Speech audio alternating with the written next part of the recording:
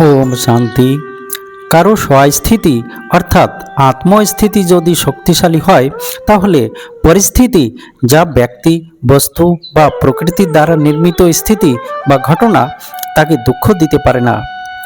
স্বস্থিতি মানেই আত্মার নিজের গুণ বিশিষ্টতা, যা অন্তর্মনের এক মানসিক অবস্থা প্রত্যক্ষ করে।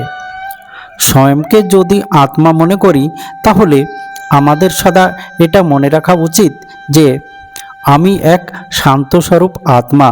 শান্তির সাগর পরমাত্মা আমার পিতা। শান্তিধাম আমার আসল বাড়ি। শান্তি আমার স্বধর্ম। শান্তিদূত হয়ে কর্ম করা আমার কর্তব্য। এটা হলো আত্মার নিজ সত্তা বা অস্তিত্ব। তাই ভগবান বলেন, বাস্তবে শান্তি ও খুশি কখনোই বাইরের ব্যক্তি, বস্তু, প্রকৃতি ও পরিস্থিতির উপর নির্ভর করে না। তাই কোনো ব্যক্তির ব্যক্তিত্ব বা স্বস্থিতি যদি শক্তিশালী এবং স্থির থাকে, তাহলে বাইরের কোনো নেতিবাচক পরিস্থিতি বা কারো খারাপ ব্যবহার তাকে সহজে প্রভাবিত করতে পারে না বা কষ্ট দিতেও পারে না।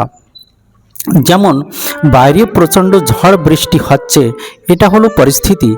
এবার যদি ঘরের জানলা দরজা খোলা থাকে, তাহলে ঘরের আসবাবপত্র অবশ্যই নষ্ট হবে।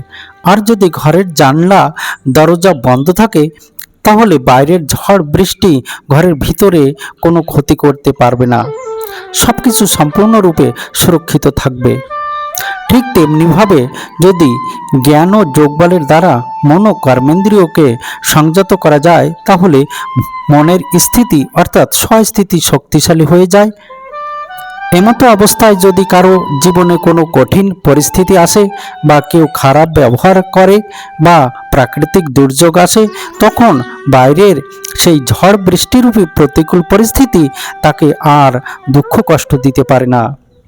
বহির্জগতের পরিবেশ পরিস্থিতি পরিবর্তনশীল, তাই যে কোনো মুহূর্তে পরিবর্তন হতে পারে, কিন্তু যদি ভিতরের মনোস্থিতি স্থির ও মজবুত থাকে, তাহলে যে কোনো পরিস্থিতিতে সবাই শান্তি ও খুশিতে থাকতে পারি। তাই ভগবান বারবার মনে করিয়ে দেন, জ্ঞান ও যোগ বলে জাগাও আত্মজ্যোতি, আমার সান্নিধ্য প্রাপ্ত হয়ে পাবে পরম গতি। ধন্যবাদ।